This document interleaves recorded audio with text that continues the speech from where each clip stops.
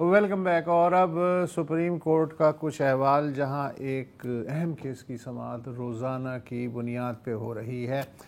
8 رکنی آئینی بینچ کے سامنے 26ویں ترمیم چیلنج کرنے والی درخواستوں کی سماعت. یہ درخواستوں کی سماعت آئینی بینچ کو کرنی چاہیے جو کہ خود 26ویں ترمیم کی پیداوار ہے، یا فل کورٹ کے 24 ججوں کو کرنا چاہیے. پوری کی پوری بحث کئی دنوں سے اسی ایک مدار میں گھوم رہی ہے. ٹوٹل 37 درخواستیں ہیں جنہیں کلب کیا گیا ہے. کچھ درخواستوں میں کہا گیا کہ چونکہ پارلیمنٹ کی 2/3 اکثریت نے آزادانہ فضا میں اس ترمیم کی منظوری نہیں دی، لہٰذا یہ جو ترمیم ہے اسی کو کالعدم قرار دے دیا جائے. کچھ درخواستوں میں کہا گیا ہے کہ اس ترمیم کے ان حصوں کو منسوخ کر دیا جائے جو عدلیہ کی آزادی محدود کرنے سے متعلق ہیں. بحث لائیو دکھائی جا رہی ہے، اس میں کہیں جو ہیں گرم مقامات بھی آئے، کہیں سرد مقامات بھی آئے. مثلا کل جو ایک سینئر ترین وکیل ہے اکرم شیخ صاحب، انہوں نے بڑے دھواں دھار دلائل دیے، اور ان کی جو بحث کا لب لبا یہ تھا وہ یہ تھا کہ یہ جو 26ویں آئینی ترمیم کا میلہ ہے، یہ دراصل جو 8 فروری 2024 کو الیکشن ہوئے تھے ان کو چیلنج کوئی نہ کر سکے، اور تو اس کو روکنے کے لیے یہ سارا میلہ سجایا گیا، اور اس میں پھر بعد میں عدلیہ کے اختیارات وغیرہ جو ہیں وہ بھی نئے سرے سے طے کرنے کی کوشش کی گئی ہے. جو درخواستیں ہیں، مثلا پی ٹی آئی وہ یہ الزام لگاتی ہے کہ اس کے جو 7 MNAs تھے ان کو اغوا کیا گیا تاکہ یہ ترمیم منظور کرائی جا سکے. بی این پی ایم کہتی ہے کہ اس کے 2 سینیٹرز پہ ووٹ ڈالنے کے لیے دباؤ ڈالا گیا، اور اس کے نتیجے میں پھر سی جے کی از خود نوٹس کا اختیار ختم ہو گیا، پھر آئینی بینچ بنا، بلا بلا بلا یہ سب ہو گیا. بیرسٹر رضا حسین ہمارے ساتھ موجود ہیں. جب بھی ہم کل وقت پڑتا ہے عدالتی فیصلوں یا سماعت کے حساب سے تو ہم آپ ہی کو آواز دیتے ہیں. سوال یہ ہے کہ کیا ایک ایسا آئینی بینچ، آپ اس کا بھی تو دھیان رکھیں نا کہ وہ اس آئینی بینچ کے سامنے کتنی مشکل ہے کہ ایک ایسا آئینی بینچ جو خود اس ترمیم کے نتیجے میں تشکیل پایا ہے وہ کیسے یہ فیصلہ کر لے کہ جی فل کورٹ سماعت اس کی ہونی چاہیے یا نہیں ہونی چاہیے. اس مشکل سے کیسے نکلے؟ ابھی جو عدالت کے سامنے سوال ہے وہ ایک بہت مخصوص سوال ہے. ابھی عدالت میرٹ سے ہیئرنگ نہیں، ابھی عدالت کے سامنے صرف یہ سوال ہے کہ کیا یہ جو مقدمہ ہے یہ آئینی بینچ سنے گا یا کیا یہ فل کورٹ سنے گا. آپ نے کہا کہ ابھی فل کورٹ جو 24 ججز سے مشتمل ہے، مگر اس کیس میں ایک یہ بھی سوال اٹھا ہے کہ کیا ان ججز کو جن کی تعیناتی، جن کی تقرری 26ویں آئینی ترمیم کے بعد ہوئی ہے، کیا وہ اس بینچ پہ بیٹھ سکتے ہیں یا نہیں بیٹھ سکتے. اور جو کچھ درخواست گزار ہیں انہوں نے تو یہ درخواست کی ہے کہ صرف ان 16 ججز کو اس بینچ پہ بیٹھنا چاہیے جو 26ویں آئینی ترمیم سے پہلے جنہوں نے حلف لیا تھا اور جو 26ویں ترمیم سے پہلے ججز تھے. اور اس کی ایک بہت بڑی وجہ یہ ہے کہ جو ججز 26ویں ترمیم کے بعد جنہوں نے حلف لیا ہے ان کی جو تقرری کا طریقہ ہے، ان کی جو تعیناتی کا طریقہ ہے وہ چیلنج ہوا ہے. اور میں آپ کو یاد کرتی چلاؤں کہ جو ابھی عدالت میں بھی ایک کیس کا حوالہ دیا گیا Sindh high court bar association سے، یہ وہ کیس ہے کہ جن ججز نے پی سی او کے تحت حلف لیا اور پی سی او کے تحت انہیں سپریم کورٹ لایا گیا، جب عدالت نے کہا کہ جو جنرل مشرف کے جو اقدامات ہیں، جو پی سی او ہے اس کو غیر آئینی قرار دیا، ان ججز کو واپس ہائی کورٹ بھیج دیا گیا. جسٹ بیکاز وہ سپریم کورٹ آگے تھے، عدالت عظمیٰ میں وہ بیٹھے تھے، اس کا مطلب نہیں ہے کہ وہ ویلڈ ججز تھے. جب وہ پی سی او کو اسٹرائک ڈاؤن کیا ان ججز کو بھی واپس ہائی کورٹ بھیج دیا گیا. تو ایک یہ بھی نقطہ اٹھایا گیا ہے کہ اگر عدالت اس نتیجے سے پہنچے کہ جو 26ویں آئینی ترمیم ہے اس کو کالعدم قرار ڈکلیئر کرے، وہ ججز جو اس ترمیم کے نیچے سپریم کورٹ آئے ہیں ان کی اپوائنٹمنٹ پہ بھی ایک بہت بڑا سوال اٹھے گا، اور شاید ان کو بھی واپس ہائی کورٹ بھیجا جا سکتا ہے اگر یہ ترمیم اسٹرائک ڈاؤن ہوئی. دوسری جو آپ نے بات کی، جو آئینی بینچ کے جو ججز ہیں وہ کہتے ہیں کہ وہ بہت سخت مشکل میں ان کو ڈال دیا ہے، اور اب تو آئین میں ترمیم آ گئی ہے اور وہ پابند ہو گئے، اب تو وہ کچھ نہیں کر سکتے کہ آئین میں ترمیم آ گئی. اس طرح کے سوال بینچ کی طرف سے آ رہے ہیں.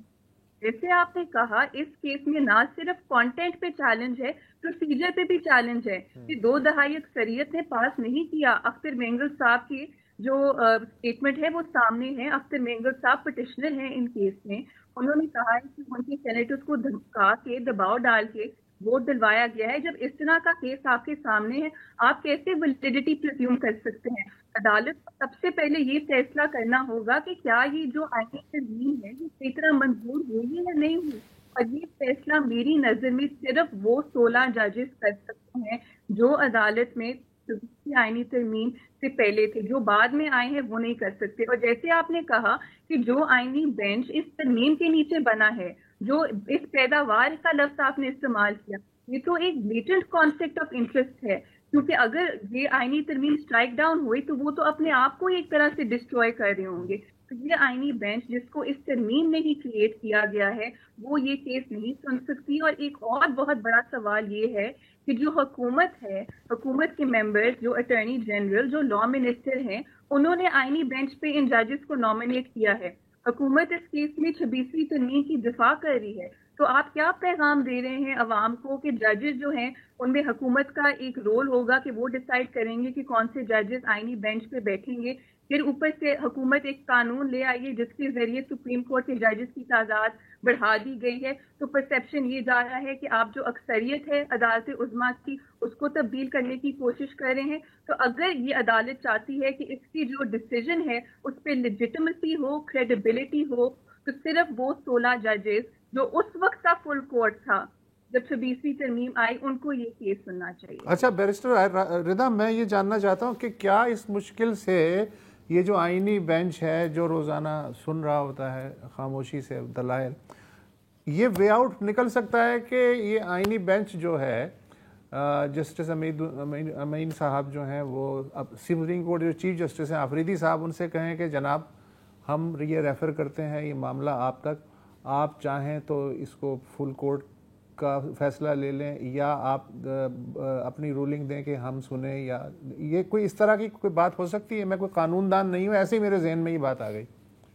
بالکل اس طرح ہو سکتا ہے. اور یہ میں واضح کر دوں کہ 26ویں ترمیم میں کہیں بھی یہ نہیں لکھا کہ فل کورٹ کیس نہیں سن سکتی. سپریم کورٹ جو 26ویں ترمیم ہے اس کے ذریعے صرف آئینی بینچ بنایا گیا ہے. 26ویں ترمیم میں یہ کہیں نہیں لکھا ہوا کہ جو فل کورٹ ہے، جو عدالت عظمیٰ کی فل کورٹ ہے، وہ کیس نہیں سن سکتی. اور جیسے آپ نے کہا ماضی کا جو کنونشن ہے وہ یہی ہے کہ جوڈیشل آرڈر میں لکھا جاتا ہے کہ ایک فل کورٹ تشکیل کیا جائے اور وہ فائل جو ہے وہ ایڈمنسٹریٹو سائٹ سے چیف جسٹس کے پاس بھیجی جا سکتی ہے. پریسیڈنٹ بھی موجود ہے، جسٹس قاضی فائز عیسیٰ کیس موجود ہے. جب ان کے خلاف جو ریفرنس فائل ہوا انہوں نے عدالت عظمیٰ میں چیلنج کیا. ایک جوڈیشل آرڈر موجود ہے جس میں لکھا گیا ہے کہ ایک فل کورٹ تشکیل ہو اور وہ فائل جو ہے وہ چیف جسٹس کے سامنے پیش کی گئی اور پھر فل کورٹ تشکیل کیا گیا. ہم اس کا مطلب کہ آئینی بینچ اگر چاہے تو اس مشکل سے نکل سکتا ہے، اس کا مطلب اگر چاہے تو. ایک وقفہ لے لیں. بیرسٹر رضا آپ سے گفتگو جاری ہے. بیرسٹر رضا حسین ہمارے ساتھ ہیں. ہم سپریم کورٹ کی بات کر رہے ہیں جہاں پہ ایک ہائی پروفائل کیس چل رہا ہے عدلیہ کی آزادی کے حوالے سے. رضا، ابھی آپ نے بریک سے پہلے کہا کہ ہماری عدلیہ کیا پیغام دینا چاہ رہی ہے. میرا خیال ہے کہ پیغام تو واضح ہے. جس انداز میں ہم نے دیکھا 26ویں آئینی ترمیم ہوئی، پچھلے سال کے جو ڈیسیشنز آئے چاہے وہ ریزرو سیٹس کا ہو، ملٹری کورٹس کا ہو، ہم نے دیکھا کہ جو بینیفیشریز ہیں ہمارے فاضل جج صاحبان وہ تو بہت کلیئر ہیں کہ یہ جو ہمارا اس وقت نظام ہے اس کو اسٹیبلٹی چاہیے، اس کو آگے لے کے جانا ہے. آپ کی ہماری خواہش ہو سکتی ہے کہ 24 رکنی فل کورٹ بینچ آ جائے اور معاملات کو طے کرے، لیکن لگتا نہیں ہے کہ وہ اس طرف جائیں گے. میں آپ کی توجہ ایک اور ڈیولپمنٹ طرف لے جانا چاہ رہا ہوں. یہ جو ہماری سپریم جوڈیشل کاؤنسل ہے اس میں بھی ہم نے دیکھا کہ 18 اکتوبر کو انہوں نے ایک نیا کوڈ آف کنڈکٹ پاس کیا ہے ججز کے لیے، اور اس پر ہمارے 2 سینئر ججز نے اعتراض بھی کیا ہے کہ ایک ایسے وقت میں جب جمہوریت ملک میں کمزور ہو رہی ہے، عدلیہ کی آزادی پر حملے ہو رہے ہیں، اس طرح کا کوڈ آف کنڈکٹ جو ہے وہ اختیارات کی مرکزیت کو مزید تقویت دیتا ہے. آپ کے خیال میں ان کی اس آرگیومنٹ میں دم ہے؟ کیونکہ ماضی میں ہم دیکھ چکے ہیں کہ بہت سارے ججز بہت ہی اوورٹلی پولیٹیکل رول لیتے ہیں، کنٹروورسی میں کودتے ہیں، ایسی باتیں کہہ جاتے ہیں کہ ہم کہتے تھے کہ جی ججز کو اپنی ججمنٹس کے ذریعے بولنا چاہیے. تو یہ جو کوڈ آف کانڈکٹ ہے اس کی ضرورت تھی یا نہیں؟ کوڈ آف کنڈکٹ کے بارے میں بیرسٹر کے جواب سے پہلے بتا دوں کہ اس کے مطابق میڈیا، سماجی اور سفارتی جو مصروفیات ہیں، تقریبات ہیں، ان سے دور رہیں. ایون ان سے اگر کورٹ کے باہر کوئی لیگل میٹر پہ، لیگل موضوع پہ بھی کوئی چاہتا ہے کہ جناب ایک کلپ دے دیں یا انٹرویو دے دیں تو وہ بھی نہیں دے سکتے. گویا جو اب لیگل سیمینارز ہوں گے out side the court premises, شاید ان میں بھی وہ نہ جا سکیں. اس کے علاوہ اسلام آباد ہائی کورٹ کی جو ضابطہ اخلاق ہے اس میں کہا گیا کہ کوئی بھی جج چیف جسٹس کے NOC کے بغیر چھٹی بھی نہیں کر سکتا، بیرون ملک نہیں جا سکتا، وغیرہ وغیرہ. جی میں تو اس کو اسی کانٹیکسٹ میں دیکھتی ہوں کہ جو آزاد ججز اس وقت اپنی آواز اٹھا رہے ہیں ان کو آپ ایک طرح سے خاموش کرنے کی کوشش کر رہے ہیں. اگر ہم بات کریں ضابطہ اخلاق کی، جو سپریم کورٹ اور ہائی کورٹ کے ججز ہیں اگر وہ اس کی خلاف ورزی کریں تو ان کو ہٹایا بھی جا سکتا ہے، اور اس کا جو پروسیجر ہے وہ آرٹیکل 209 میں درج ہے. تو یہ جو ضابطہ اخلاق ہے اس کی بہت اہمیت ہے ہمارے نظام میں. اور اگر ہم بات کریں جو کوڈ آف کانڈکٹ آیا ہے اس میں لکھا ہے کہ کوئی جج کسی پبلک کنٹروورسی، عوامی تنازع کا حصہ نہیں بنے گا. اب اس کو ڈیفائن نہیں کیا گیا کوڈ میں. آپ اس طرح کی پروویژن ڈال رہے ہیں جس کا کوئی بھی مطلب کوئی نکال سکتا ہے، اور جب آپ اس طرح کی ویگ اور براڈ پروویژنز ڈالیں گے تو ان کو ججز کے خلاف ایک ہتھیار کے طور پہ استعمال کیا جا سکتا ہے. آپ کی بات بالکل ٹھیک ہے کہ ایک روایت تھی، ایک ٹریڈیشن تھی کہ ججز کو صرف اپنی جو ججمنٹس ہے صرف اپنے فیصلوں کے ذریعے بولنا چاہیے. مگر بین الاقوامی سطح پہ بھی انگلینڈ میں جیسے اگر ہم بات کر لیں، امریکہ میں بات کر لیں جہاں پہ یہ ایک ٹریڈیشن تھی، ادھر بھی اب ایک شفٹ ہے اور کہا جاتا ہے کہ ججز کو پبلک انگیجمنٹ، سیمینارز، ایجوکیشنل جو ایک طرح سے ایونٹس ہوتے ہیں ان پہ جانا چاہیے، پبلک کے ساتھ انگیجمنٹ کرنی چاہیے. اور اس سے اعتماد بڑھتا ہے عدالت میں اگر ججز اس طرح کی پبلک انگیجمنٹ کریں.